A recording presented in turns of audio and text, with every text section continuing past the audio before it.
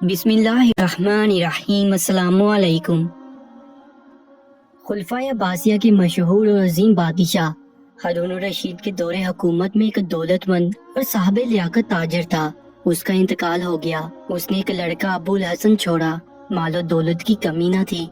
ابو الحسن جوان تھا، عیش و عشرت میں پڑ گیا۔ بغداد کے بے فکر خوشامدی چاروں طرف سے اس کے ارد گرد جمع ہو گئے۔ ہر روز محفل نغمہ و سرور منعقد ہوتی۔ 10-20 دوست دسترخوان پر شریک طعام ہوتے اور خوش مذاقی میں وقت گزر جاتا۔ ابو الحسن کی ماں نے بیٹے کو ہر چند سمجھایا، لیکن دولت کا نشہ ایسا نہ تھا کہ آسانی سے اتر جاتا۔ بہرحال یہ راگ و رنگ کچھ روز چلتا رہا۔ دولت ختم ہوگی تو مطلب پرست احباب بھی رفتہ رفتہ کنارہ کش ہونے لگے، اور نوبت یہاں تک پہنچی کہ ابو الحسن بھی یار و مددگار تنہا رہ گیا۔ تو اس وقت اسے ہوش آیا۔ وہ ماں کے قدموں پر گر کر بہت رویا اور اپنی غلطی پر ندامت کا اظہار کیا، اور اجازت چاہی کہ دوسرے شہر میں جا کر ملازمت تلاش کرے۔ ماں نے محبت سے بیٹے کو سینے سے لگایا اور کہنے لگی کہ تم اعتدال سے زندگی بسر کرو اور اپنی گزشتہ عادتوں سے آئندہ کے لیے سبق حاصل کرو، تو یہاں بھی کچھ نہ کچھ ہو سکتا ہے۔ چنانچہ ماں نے کچھ اشرفیاں دے کر کاروبار کے لیے ہدایت کی۔ ابو الحسن نے اپنی پرانی دکان کو سنبھالا، اور چونکہ کافی کھا پی چکا تھا اس لیے محنت سے کام شروع کیا۔ چند روز میں حالات درست ہو گئے اور آسائش کے ساتھ گزر بسر ہونے لگی، لیکن مدت تک دوستوں کے ساتھ کھانے پینے کی وجہ سے تنہا دسترخوان پر بیٹھا بہت بار محسوس ہوتا تھا۔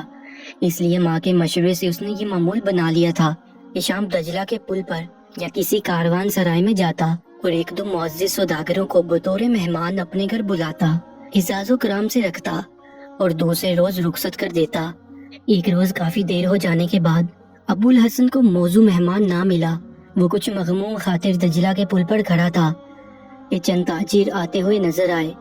ابو الحسن نے بڑھ کر سلام کیا اور پوچھا کہاں سے تشریف آوری ہوئی۔ مسافروں نے، جو حقیقتاً خلیفہ ہارون الرشید، جعفر وزیر اور مسرور غلام تھے، انہوں نے کہا ہم موصل کے سوداگر ہیں، راستہ میں دیر ہو گئی اور اب باہر جا رہے ہیں۔ ابو الحسن نے بااصرار اپنے یہاں چلنے پر مجبور کر دیا اور خوشی خوشی مہمانوں کو لے کر گھر آیا۔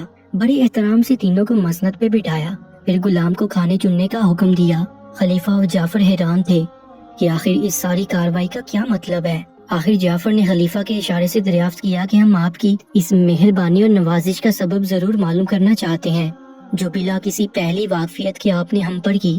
ابو الحسن نے نہایت سادگی سے کل قصہ سنا دیا اور کہا کہ صرف اپنی عادت سے مجبور ہوں، تنہا کھانا کھایا نہیں جاتا، اور بغداد کے دوستوں سے متنفر ہوں اور ان کی صورت تک دیکھنا نہیں چاہتا۔ خلیفہ ابو الحسن کی دلچسپ داستان سن کر بہت مسرور ہوا۔ کھانے کے بعد مشروبات پیش کیا گیا۔ خلیفہ نے صرف تھوڑی سی مقدار پی، لیکن ابو الحسن برابر جام پر جام چڑھاتا رہا۔ جب سرور میں آیا تو ابو الحسن اور بھی بے تکلف ہو گیا اور اپنے دوستوں اور گھر کے قصے سناتا رہا۔ خلیفہ ہارون الرشید اس کی سادہ فطرت سے بہت خوش ہوا اور جعفر سے کہا کہ میں اس کے ساتھ کچھ اچھا سلوک کرنا چاہتا ہوں۔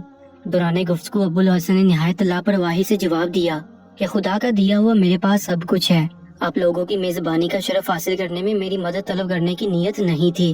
اتفاقاً محلہ میں شور ہوا اور ہائے ہو کی آوازیں آنے لگی۔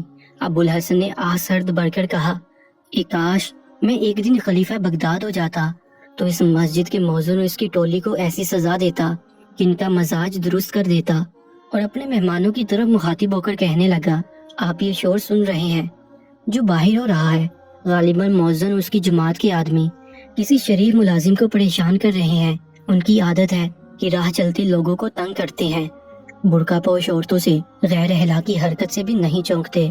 غرض سارا محلہ ان سے تنگ ہے، لیکن بدماشوں کے خوف سے سب خاموش ہیں۔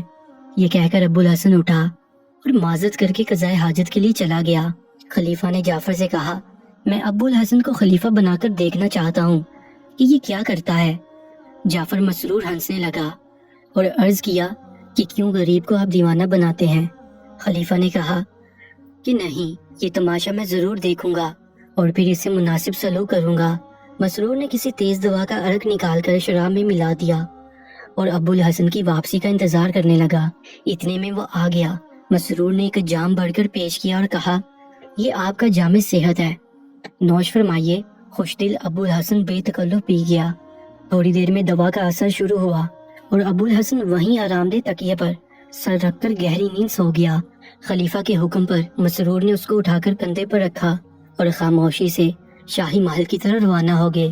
خلوت میں پہنچ کر ہارون الرشید نے کنیز اور غلاموں کو اکٹھا کیا اور حکم دیا کہ میرا لباس پہنا کر میرے پلنگ پر سلا دو اور صبح کو جس طرح مجھے بیدار کرتے ہو اس کو اٹھاؤ، امیر المومنین کہہ کر مخاطب کرو، ہر قسم کا ادب و قاعدہ اس کے ساتھ برتو۔ اگر یہ انکار کرے تو تعجب کا اظہار کرو کہ امیر المومنین آج کیسی باتیں کرتے ہیں، غرض ہر طرح اس کو یقین دلا دو کہ یہ خلیفہ بغداد ہے۔ خبردار کوئی نہ ہنسے اور نہ کسی قسم کا مذاق کرے۔ سب نے تعمیل حکم کا اقرار کیا اور ابو الحسن کو لباس بدلوا کر خلیفہ کے خلوت قدہ میں لٹا دیا۔ اس کے بعد خلیفہ ہارون الرشید نے جعفر کو مخاطب کر کے کہا کہ کل صبح دربار عام میں بھی جو کچھ حکم دے تعمیل کی جائے، امراء وزراء کو ہدایت کر دینا اس کے ساتھ وہی معاملہ برتیں جو میرے ساتھ برتا جاتا ہے۔ جعفر ہنستا ہوا چلا گیا۔ خلیفہ نے زبیدہ کو بھی کل قصہ سنایا، چنانچہ وہ بھی اس لطیفہ کو دیکھنے کی بے حد مشتاق ہو گئی۔ اس کے بعد خلیفہ نے آرام کیا اور کنیزوں کو حکم دیا کہ صبح کو ابو الحسن کو بیدار کرنے سے پہلے مجھے جگا دینا تاکہ میں اس کا تماشا دیکھ سکوں۔ علی صبح ہارون الرشید اٹھا، بیٹھا اور زبیدہ کو بھی جگایا۔ پھر دونوں ایسی جگہ چھپ کر بیٹھ گئے جہاں سے ابو الحسن کی سب حرکات دیکھی جا سکتی تھیں۔ تجویز کے مطابق چند کنیزیں ابو الحسن کے پاس آئیں۔ ایک کنیز نے سرکے میں بھگویا ہوا اسپنج اس کی ناک کے قریب کیا۔ ابو الحسن نے گھبرا کر آنکھ کھولی تو کنیزوں نے عرض کیا، امیر المومنین اٹھیے، نماز صبح کو دیر ہو رہی ہے۔ ابو الحسن حیران رہ گیا کہ مجھے امیر المومنین کون کہہ رہا ہے؟ حسین و جمیل عورتیں کون ہیں؟ یہ مرثا اور زیری بستر کس کا ہے؟ یہ نادر روزگار کمرہ خوب کہاں سے آیا ہے؟ پھر یہ سوچ کر آنکھیں بند کر لیں کہ شاید میں خواب دیکھ رہا ہوں۔ رات میں شراب زیادہ پی لی تھی، اسی کا خمار ہے۔ جب ابو الحسن آنکھ بند کر کے سو گیا تو پھر ایک کنیز نے عرض کیا کہ امیر المومنین آج نصیب دشمنہ طبیعت کیسی ہے؟ آپ کو کبھی اتنی دیر آرام فرماتے نہیں دیکھا۔ ابو الحسن نے پھر آنکھیں کھولیں اور یہ سمجھ کر کہ خواب نہیں، اٹھ کر بیٹھ گیا اور کنیز سے مخاطب ہو کر کہنے لگا کہ میں کون ہوں؟ اس نے کہا کہ آپ امیر المومنین ہیں۔ پھر دوسری کنیز کی طرف متوجہ ہو کر بولا کہ ذرا مجھ کو چھیڑ کر دیکھو، میں سو تو نہیں رہا ہوں۔ اس کنیز نے ایک زور کی چٹکی ابو الحسن کے گال پر لی اور کہنے لگی، آپ تو ماشاءاللہ جاگ رہے ہیں۔ ابو الحسن کا گال سرخ ہو گیا، وہ گھبرا کر کہنے لگا، تم نے تو امیر المومنین کا منہ ہی نوچ لیا۔ کنیز نے بڑی مشکل سے ہنسی ضبط کی۔ ادھر خلیفہ اور زبیدہ کا یہ حال کہ ہنستے ہنستے دوہرے ہو گئے۔ اتنے میں چند کنیز منہ ہاتھ دھونے کا سامان لے کر حاضر ہوئیں اور نہایت ادب سے جھک کر سلام کیا اور صبح بخیر یا امیر المومنین کہہ کر آگے بڑھی اور منہ ہاتھ دھلایا۔ ابو الحسن منہ ہاتھ دھو کر فارغ ہوا تو مسرور خواجہ سرا داخل ہوا اور نیم قد جھک کر سلام کے بعد عرض کیا، آج خلیفۃ المومنین کے مزاج اقدس کیسے ہیں اور اتنی تاخیر کیوں ہوگی؟ ابو الحسن نے کہا، تم کون ہو؟ مسرور نے رونی صورت بنا کر عرض کیا کہ آج کیا بات ہے کہ حضور اپنے غلام مسرور خواجہ سرا کو بھی بھول گئے۔ ابو الحسن نے پھر پوچھا، میں کون ہوں؟ اس نے کہا کہ آپ امیر المومنین المسلمین ہیں، باہر دربار میں سب لوگ آپ کا انتظار کر رہے ہیں، جعفر در دولت پر حاضر ہے، حضور تشریف لے چلیں۔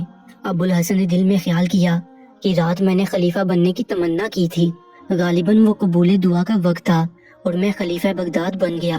لباس تبدیل کر کے جس وقت وہ باہر نکلا تو ہر طرف بسم اللہ خلیفۃ المومنین آئندہ آباد کا شور ہو گیا۔ ابو الحسن دو غلاموں کے سہارے سب کی سلاموں کا جواب دیتا ہوا دربار کی طرف چلا۔ جس وقت دربار میں پہنچا تمام امراء اور ایان سلطنت ادب سے کھڑے ہو گئے۔ جعفر نے سلام کیا اور ہٹ گیا۔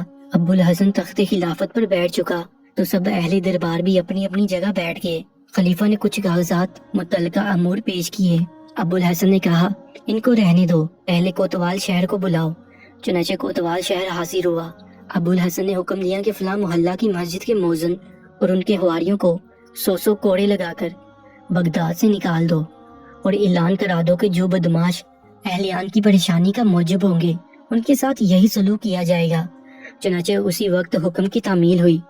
اس کے بعد حکم دیا کہ اسی محلہ میں ایک شخص ابو الحسن رہتا ہے، اس کی والدہ کو 1000 اشرفیاں دے دو۔ اس حکم کی بھی تعمیل ہوگی۔ پھر کچھ داد خواہوں کے مقدموں کا فیصلہ کیا اور دربار برخاست کر کے محل میں واپس آیا۔ مسرور اس کو کھانے کے کمرے میں لے گیا جہاں دسترخوان پر انواع اقسام کی نعمتیں چنی ہوئی تھیں۔ کنیزیں ہاتھ دھلوانے کا سامان لیے کھڑی تھیں۔ ابو الحسن نے ہاتھ دھوئے اور کھانے کے لیے بیٹھ گیا۔ جو ہی اس نے کھانا شروع کیا، نغمہ اور سرور کی آوازیں آنے لگی اور چند کنیزیں بعد نازو ادا آ کر کھڑی ہو گئی۔ ابو الحسن ان کو دیکھ کر حیران ہو رہا تھا اور سوچتا تھا کہ خداوند یہ عالم خواب ہے یا بیداری۔ پھر کنیزوں سے ان کے نام پوچھے۔ ایک شوخ ادا نے کہا، مجھے لیلۃ البدر کہتے ہیں۔ دوسری نے کہا، میرا نام نور الصبح ہے۔ تیسری نے کہا کہ میں زہرۃ الحیات ہوں۔ ابو الحسن ان کے نام سن کر انگشت بدندا ہو گیا۔ پھر کنیزوں کو اپنے ساتھ کھانے میں شریک کیا۔ ابھی کچھ ہی کھایا تھا کہ مسرور نے عرض کیا کہ دوسرے کمرے میں تشریف لے چلیے۔ ابو الحسن نے پوچھا، کیوں؟ کیا امیر المومنین کو کھانے کی اجازت نہیں ہے یا ان کنیزوں کو میں نے چرا لیا ہے؟ یہ سن کر مسرور بے اختیار ہو گیا اور بڑے ضبط کے بعد کہا کہ نہیں حضور، وہاں دوسرے کھانے چنے ہوئے ہیں، ان کو بھی ملاحظہ فرمائیے۔ خلیفہ ہارون الرشید اور زبیدہ چھپے ہوئے یہ معاملہ دیکھ رہے تھے۔ مسرور اور ابو الحسن کی گفتگو سن کر دونوں کے ہنستے ہنستے پیٹ میں بل پڑ گئے۔ ابو الحسن مسرور کے ساتھ دوسرے کمرے میں گیا تو وہاں اور بہترین کھانے رکھے تھے۔ وہاں بیٹھ کر کھانا شروع کیا تو تھوڑی دیر بعد مسرور تیسرے کمرے میں لایا تو یہاں سجاوٹ دیکھ کر ابو الحسن کے عقل و ہوش جواب دے گئے، قسم قسم کے بہترین کھانے حاضر ہیں۔ یہاں بیٹھ کر کھانا کھایا۔ اتنے میں چند حسین کنیزیں آلات موسیقی لے کر آئیں اور گانا شروع کر دیا۔ چند کنیزوں نے جام شراب کے بھر بھر کے دینے شروع کر دیے۔ ابو الحسن بڑے لطف سے شراب پیتا رہا اور گانا سنتا رہا۔ عالم سرور میں یہاں بھی ابو الحسن نے گانے والی کنیزوں سے کہا کہ تمہارا نام کیا ہے؟ وہ کہنے لگی، حضور آج کیا بات ہے، آپ اپنی کنیزوں کے نام بھی بھول گئے ہیں۔ ایک نے بڑھ کر کہا، حضور مجھے زینت القلوب کہتے ہیں۔ دوسری نے عرض کیا، میرا نام شجرۃ الدر ہے۔ غرض اس طرح سب نے اپنے نام بتائے۔ جب نشہ کافی ہو گیا تو خلیفہ نے کنیز کو اشارے سے بلایا اور کہا کہ اب اس کو دوا بے ہوشی پلا دو۔ چنانچہ ایک جام میں عرق بے ہوشی ملا کر پلا دی۔ ابو الحسن چند ہی منٹوں میں سو گیا۔ خلیفہ ہنستا ہوا باہر نکلا۔ ابو الحسن کو اس کا سابقہ لباس پہنا کر ایک غلام کے ساتھ اس کے مکان پر پہنچا دیا۔ دوسرے روز دربار سے حاضرین سے مسکرا کر ان کو کہنے لگا، یہ شخص اپنے محلہ کے موزن اور اس کے حواریوں سے تنگ آ کر ایک دن کے لیے خلیفہ بن کر ان کو سزا دینا چاہتا تھا۔ میں نے اس کی خواہش پوری کر دی۔ ابو الحسن بے ہوشی کی حالت میں اپنے مکان پر پہنچا دیا گیا۔ صبح جب آنکھ کھلی تو نقشہ ہی بدلا ہوا تھا۔ پریشان ہو کر پکارنے لگا، نور الصبح، شجرۃ البدر، لیلۃ البدر، لیکن وہاں کوئی ہوتا تو بولتا۔ ماں بیٹے کی آواز سن کر آئی، پوچھنے لگی کہ بیٹا کیا بات ہے؟ ابو الحسن نے اس کی طرف دیکھ کر پوچھا، تو کون ہے اور کس کو اپنا بیٹا کہتی ہے؟ ماں نے کہا، ابو الحسن تجھے کیا ہو گیا ہے؟ کیا تو اپنی ماں کو بھول گیا ہے؟ ابو الحسن نے غصہ سے ماں کی طرف دیکھ کر کہا، او مکار بڑھیا، تہذیب سے بات کر۔ کون ابو الحسن؟ میں امیر المومنین ہوں، کیا تو مجھ کو نہیں پہچان سکتی؟ ماں بیچاری نے سمجھا کہ شاید زیادہ شراب پینے سے اس کا دماغ خراب ہو گیا ہے۔ رو کر سمجھانے لگی، بیٹا کیا بکتا ہے، اگر کوئی سن لے گا تو مصیبت کھڑی ہو جائے گی۔ ابو الحسن بہت حیران ہوا اور کہنے لگا کہ یہ کیا معاملہ ہے، میں ابو الحسن ہی ہوں اور یہ میرا ہی مکان ہے۔ اس کی ماں نے کہا، بیٹا ہوش میں آ کر بات کر، تو کیسے خلیفہ بن سکتا ہے؟ اتنی بے باکی اور بے ادبی نہ کر۔ خدا خلیفہ کو ہمارے سر پر سلامت رکھے۔ کل ہی تو اس نے ہمارے دشمن موزن کو شہر بدر کرایا ہے اور مجھے 1000 اشرفیاں عنایت فرمائی ہیں۔ یہ بات سن کر ابو الحسن کو پھر جوش آ گیا اور کہنے لگا کہ میں نے ہی اس دشمن موزن کو شہر بدر کرایا ہے۔ ایک گستاخ عورت، ادب سے بات کر، اور میں نے ہی تجھے 1000 اشرفیاں بھجوائی تھیں، پھر بھی میرا امیر المومنین ہونا تسلیم نہیں کرتی اور بے ادبی کے ساتھ گفتگو کرتی ہے۔ یہ بات سن کر اس کی ماں رونے چلانے لگی، جس کا شور سن کر اہل محلہ جمع ہو گئے اور اس قصہ کی شہرت تمام شہر میں ہو گئی۔ محتسم محلہ نے یہ سمجھ کر کہ ابو الحسن پاگل ہو گیا ہے، اس کو پاگل خانہ میں بند کرا دیا۔ حالات کچھ اس طرح پیش آئے کہ ابو الحسن خود بھی پریشان تھا۔ گزرے ہوئے واقعات کو کبھی اصل سمجھتا اور کبھی خواب یاد کرتا، مگر جب اس کو موزن کی سزا اور اشرفیوں کا انعام دینا یاد آتا تو اپنے خلیفہ ہونے میں اس کو کوئی شبہ نہ ہوتا۔ ابو الحسن کو پاگل خانہ میں ہفتہ عشرہ گزرا تھا کہ اس کی ماں اسے ملنے جلنے کے لیے آئی اور کہنے لگی کہ بیٹا تو نے اتنی مصیبت اٹھائی ہے، اب بھی تیرے دماغ کی اصلاح ہوئی ہے یا نہیں؟ ابو الحسن نے کہا، تیرا ہی بیٹا ہوں، مجھے کسی طرح اس مصیبت سے نجات دلا دے۔ ماں یہ سن کر خوش ہوئی اور افسر پاگل خانہ کی منت سماجت کر کے ابو الحسن کو رہا کرا کر گھر واپس لے آئی۔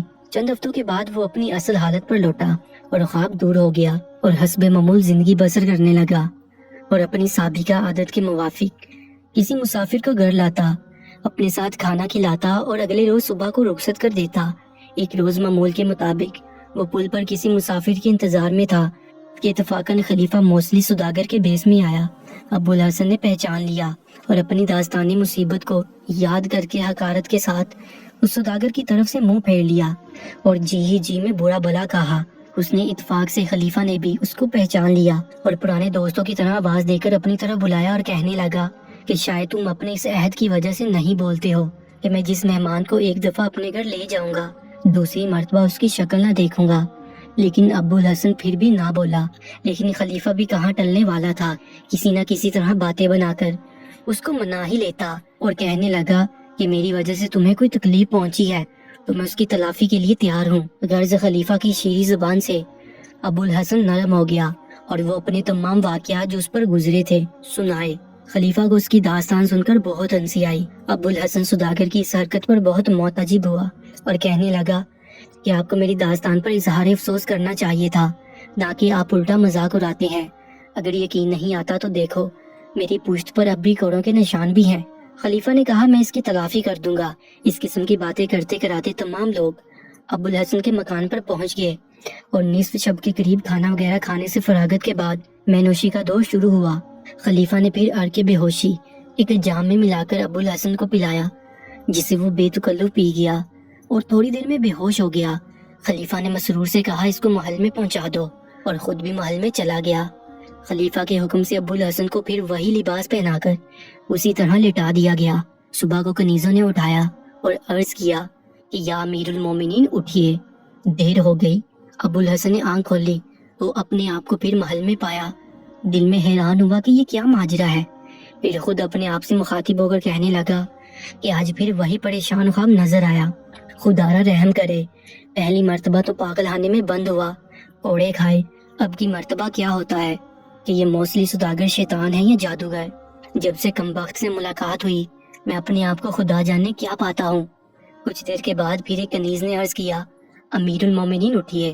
ابوالحسن نے آنکھ کھول کر دیکھا تو وہ لاجواب سجا ہوا کمرہ تھا اور خوشرو کنیزیں۔ اس نے پھر آنکھیں بند کر لی اور دل میں فیصلہ کر لیا کہ ابوالحسن ہی ہوں، خلیفہ نہیں، اور جو کچھ نظر آ رہا ہے سب وسوسہ شیطانی ہے۔ کنیزوں غلاموں نے ہر چند کوشش کی لیکن ابوالحسن نے جھڑک دیا کہ تم کیوں امیر المومنین کہتے ہو، میں تو صرف ابوالحسن ہوں۔ کنیزوں نے عرض کیا کہ حضور کیا فرماتے ہیں؟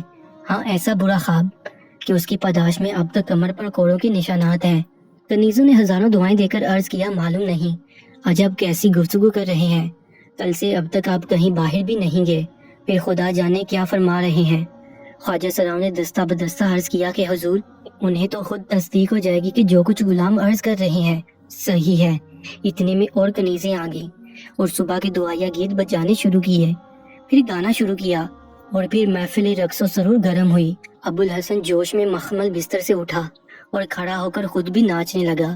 کبھی گھبرا کر چاروں طرف دیکھتا اور کنیزوں سے پوچھتا کہ میرا امیر المومنین ہونا صحیح ہے یا وہ مار کے نشانات جو میری کمر پر پڑے ہوئے ہیں، لیکن یہ سب کچھ میرے خیال میں اسی موصلی سوداگر کی نشانی ہے جو 2 مرتبہ میرا امتحان ہوا اور دونوں مرتبہ خلیفۃ المسلمین بنا کر پاگل کر دیا۔ خلیفہ پردے کے پیچھے سے ابوالحسن کی سب حرکات کو دیکھ رہا تھا، ہنستا ہوا باہر نکل آیا اور گانے والیاں ایک دم خاموش ہو گئیں۔ ابوالحسن کی خلیفہ پر نظر پڑی تو پہچان کر آگے بڑھا اور عرض کیا کہ جناب بہت خوب، حضور ہی موصل کے سوداگر بن کر میری مصیبتوں کا باعث ہوئی ہیں۔ اور پھر یہ سمجھ کر کہ خلیفہ کا مذاق تھا عرض کیا کہ یا امیر المومنین اب مجھ کو قید کوڑوں کی برداشت نہیں ہے۔ خلیفہ ہارون الرشید بہت ہنسا اور ابوالحسن کا ہاتھ پکڑ کر کہنے لگا کہ نہیں، اب تمہیں کوئی تکلیف نہ ہوگی اور میں تمہاری ساری مصیبتوں کی پوری تلافی کر دوں گا۔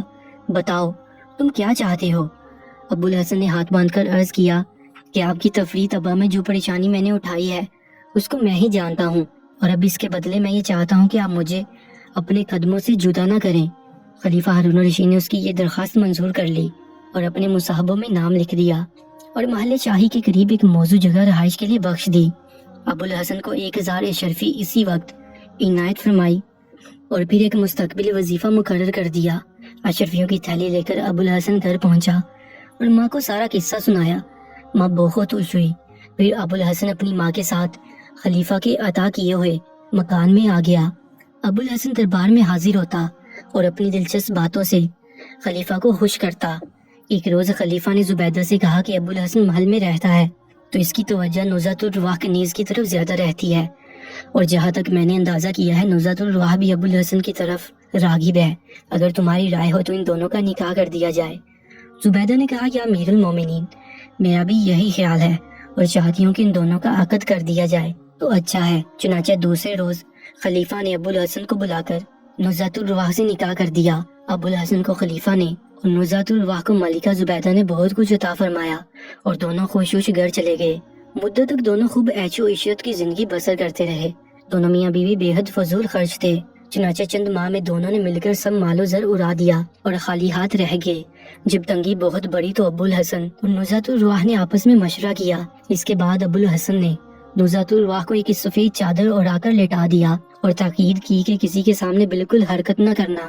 اس کے بعد خود روتا پیٹتا خلیفہ کی خدمت میں حاضر ہوا اور بے اختیار خلیفہ کے قدموں میں گر کر کہنے لگا کہ حضور، میں لٹ گیا، برباد ہو گیا۔ خلیفہ نے پوچھا کیا ہوا جو اس طرح رو رہا ہے؟ ابو الحسن نے کہا کہ حضور، نزہۃ الرواح مر گئی ہے اور میں اس کا ماتم کرنے کو زندہ رہ گیا ہوں۔ خلیفہ نے ابو الحسن کو تسلی دی۔ سب عمراء وزراء سمجھانے لگے، قضاء الہی میں کوئی چارہ نہیں ہے، صبر کرو۔ پھر خلیفہ نے کہا کہ ایک تھان زربفت کا دیا جائے اور ساتھ 1000 اشرفیاں عطا فرما کر کہا کہ مرحومہ کی تجہیز و تکفین اچھی طرح کرو۔ ابو الحسن روپیہ اور تھان لے کر خوشی خوشی گھر آیا اور سب مال نزہۃ الرواح کو دیا۔ پھر اس کے بعد ابو الحسن خود چادر اوڑھ کر لیٹ گیا اور نزہت روتی پیٹتی سر کے بال کھولے ملکہ زبیدہ کی خدمت میں حاضر ہوئی۔ زبیدہ نے جو ہی اپنی منظور نظر کنیز کو اس حال میں دیکھا تو گھبرا کر پوچھا، اری تو خیر تو ہے؟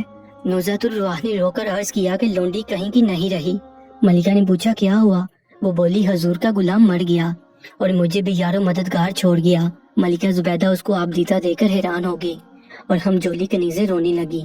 اس کے بعد ملکہ نے 1000 اشرفیاں اور تھانے اطلس عنایت فرما کر حکم دیا کہ جا کر اس کی تجہیز و تکفین کا انتظام کرو۔ نزہۃ الرواح سامان اور روپیہ لے کر گھر آئی اور ابو الحسن کو دکھایا اور دونوں خوب ہنسے، لیکن یہ خوف بھی تھا کہ دیکھیے کیا ہو۔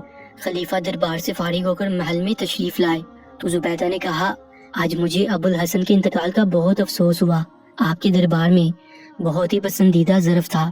خلیفہ نے کہا، نہیں، ابو الحسن کا انتقال نہیں ہوا بلکہ تمہاری کنیز نزہۃ الرواح بیچاری مر گئی ہے، مجھے اس کی موت کا رنج ہے۔ زبیدہ نے کہا، آپ کو شاید غلط فہمی ہو گئی، نزہت نہیں، ابو الحسن کا انتقال ہوا ہے۔ خلیفہ نے حیرت سے کہا کہ زبیدہ، تم کیا کہتی ہو؟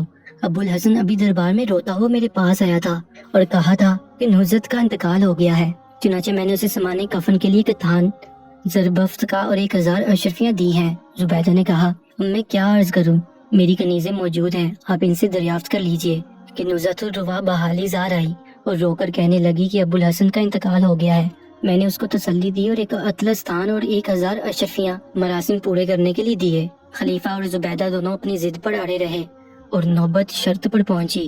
اس زمانہ میں ملکہ زبیدہ ہارون الرشید کی کنیز کی طرف زیادہ التفات کی وجہ سے کچھ افسردہ تھی اور خلیفہ کو بھی اس کا احساس تھا۔ جب شرط کا سوال اٹھا تو خلیفہ نے کہا، اگر تم جیت گئے تو میں فلاں کنیز کو آزاد کر دوں گا، اور اگر میں جیت گیا تو تمہیں میری خلوت میں رہنا پڑے گا۔ زبیدہ نے حجاب اور محبت سے ہارون الرشید کی طرف دیکھا اور کہنے لگی، پہلی شرط منظور، دوسری کے لیے کچھ جواہرات رکھ لیجئے۔ خلیفہ نے کہا، غلط، دوسری شرط کے لیے میں اپنی سلطنت ہارنے کو تیار ہوں۔ آخر زبیدہ نے مسکراتے ہوئے شرط منظور کر لی اور دل کی افسردگی جو کہ کچھ دنوں سے چل رہی تھی نکل گئی۔ خلیفہ نے مسرور کو حکم دیا کہ جا کر دیکھو کہ ابو الحسن کا انتقال ہوا ہے یا نزہۃ الرواح کا۔ مسرور ابو الحسن کے مکان کی طرف روانہ ہوا۔ وہ دونوں میاں بیوی اسی انتظار میں اوپر کی منزل سے شاہی راستے کی طرف دیکھ رہے تھے۔ جب مسرور کو آتے دیکھا تو ابو الحسن نے کہا کہ خلیفہ نے بھیجا ہے، تم فوراً مردہ بن کر لیٹ جاؤ۔ چنانچہ نزہۃ الرواح چادر اوڑھ کر چت لیٹ گئی اور ابو الحسن سرانے بیٹھ کر رونا شروع کر دیا۔ مسرور اندر آیا اور چند کلمات تعزیت کہہ کر واپس چلا گیا۔ جو کچھ دیکھا تھا خلیفہ اور زبیدہ کے سامنے بیان کر دیا کہ نزہۃ الرواح کی نعش رکھی ہے۔ ابو الحسن بیٹھا ماتم کر رہا تھا۔ زبیدہ نے مسکرا کر کہا کہ میں اس موئے کا اعتبار نہیں کرتی، تم نے کچھ اشارہ کر دیا ہوگا، میں اپنی کسی کنیز کو بھیجتی ہوں، وہ دے کر آئے۔ چنانچہ زبیدہ نے زہرۃ الحیات کو حکم دیا جا کر دیکھ کر آ۔ زورات الحیات جب ابو الحسن کے مکان پر پہنچی تو ابو الحسن اور نوزات الرواح نے اسے آتا دیکھا۔ فوراً ابو الحسن کفن اوڑھ کر لیٹ گیا اور نوزات الرواح سرہانے پر بیٹھ کر سر پیٹنے لگی۔ کنیز نے اندر جا کر نوزات الرواح کو تشفی دی اور جو کچھ دیکھا آ کر عرض کر دیا۔ ابا خلیفہ اور زبیدہ حیران ہوئے کہ آخرکار معاملہ کیا ہے۔ چنانچہ دونوں ہی اصل معاملہ دریافت کرنے کے لیے ابو الحسن کے مکان کی طرف چلے۔ ابو الحسن اور نزاہت الرواح نے دیکھا کہ خود خلیفہ اور زبیدہ آ رہے ہیں تو دونوں کفن اوڑھ کر لیٹ گئے۔ جب سب اندر آئے تو دیکھا 2 مردے پڑے ہیں۔ خلیفہ اور زبیدہ کو بہت افسوس ہوا۔ ملکہ کہنے لگی، ایک تو غریب اپنے شوہر کے رنج و غم میں تھے، اس پر آپ نے تحقیقات شروع کر دی، وہ خوفزدہ ہو کر مر گئی۔ خلیفہ نے کہا، نزاہت پہلے مر چکی تھی، ابو الحسن چونکہ اس کا عاشق تھا، شاید اس کی موت کا وہ صدمہ برداشت نہ کر سکا اور مر گیا۔ پھر کہنے لگا، افسوس یہ صحیح پتہ نہ چل سکا کہ پہلے کون مرا، کم از کم ہماری شرطوں کا تو فیصلہ ہو جاتا، اور اب اگر کوئی صحیح حال بتا دے تو میں 1000 اشرفیاں دوں بطور انعام۔ ابو الحسن یہ سن کر کفن پھینک کر کھڑا ہو گیا اور ہاتھ باندھ کر بولا، حضور 1000 اشرفی مجھے عنایت فرما دیں، میں بتا دوں گا کہ پہلے کون مرا ہے۔ خلیفہ نے زبیدہ کی طرف دیکھ کر کہا، دیکھ لو ابو الحسن زندہ ہے، شرط میں جیت گیا۔ اتنے میں نوزات الرواح بھی کفن اتار کر کھڑی ہوگی اور عرض کرنے لگی کہ میری وجہ سے میری ملکہ شرط کیسے ہار سکتی ہے۔ یہ حال دیکھ کر سب ہنسنے لگے۔ پھر خلیفہ نے پوچھا کہ آخر اس مسخری کا مطلب کیا تھا۔ ابو الحسن اور نوزات الرواح نے ہاتھ باندھ کر حال بیان کیا کہ حضور تنگ دستی سے مجبور ہو کر یہ ترکیب کی تھی۔ خلیفہ اور زبیدہ بہت ہنسے۔ پھر خلیفہ نے کہا، زبیدہ میں شرط جیت گیا ہوں، تمہیں میرا مطالبہ ماننا پڑے گا۔ زبیدہ نے کہا، شرط تو میں نے بھی جیتی ہے، آپ عہد پورا کریں۔ ہارون الرشید نے کہا کہ دراصل یہ کم بخت دونوں ہی زندہ ہیں، اس لیے ہم دونوں نے ہی شرط جیتی ہے، میں اپنا حصہ ادا کروں اور تم اپنا حصہ۔ زبیدہ نے مسکرا کر سر شرم سے جھکا لیا۔ پھر خلیفہ نے ابو الحسن اور نوزات الرواح کو مزید انعام و کرام عطا کیا اور محل سرا کو واپس آ گئے۔